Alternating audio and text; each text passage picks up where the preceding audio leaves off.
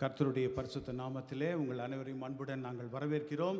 இந்த சமாதான பெருவிழாவிலே கர்த்தருடைய பிரசன்னத்தை நாம் அதிகமாக உணர்ந்து கொள்ள கர்த்தர் கிருபை செய்ய கண்களை மூடி நாம் ஜெபிக்கலாம்.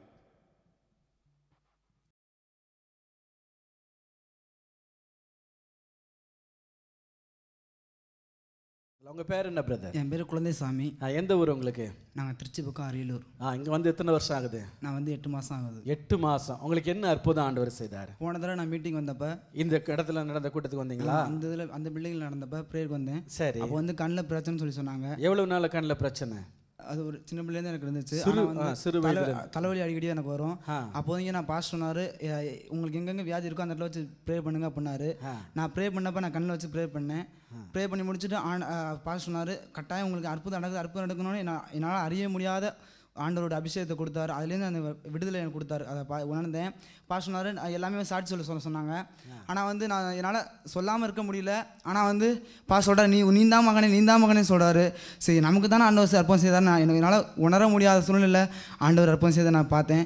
அது மாத்திரம் இல்லை, நேற்று வந்து ஆண்டவர் என்னோட கூட பேசினதை பார்த்தேன். நான் வந்து ஃபஸ்ட் எடுத்தோன்னே, ஆண்டவரே நீ என்னோட பேசுங்களாப்பா அப்படின்னு சொல்லிட்டு நான் ப்ரே பண்ணியிருந்தேன். நான் நினச்சது அப்படியே பாஸ்டர் இது சொன்னார்.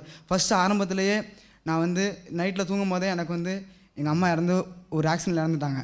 அந்த அம்மா அதுக்காக ப்ரே பண்ணேன். ரெண்டு காரியத்துக்காக நினச்சேன். 2 காரியமும் ஆண்டவர் நேற்று அந்த மகன் மூலியமாக பேசுகிறத நான் உணர்ந்தேன். ஆமென். கரங்களை தட்டி கர்த்தருக்கு மகிமை செலுத்துங்க.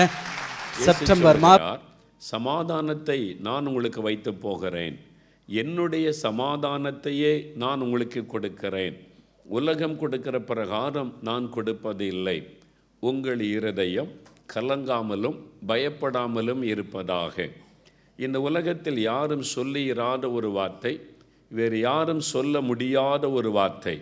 இயேசு சொல்லுகிறார், என்னுடைய சமாதானத்தை நான் உங்களுக்கு தருகிறேன். I will give my peace unto you. என்னுடைய சமாதானத்தை நான் உங்களுக்கு தருகிறேன் என்று ஆண்டவர் வாக்கு கொடுக்கிறார்.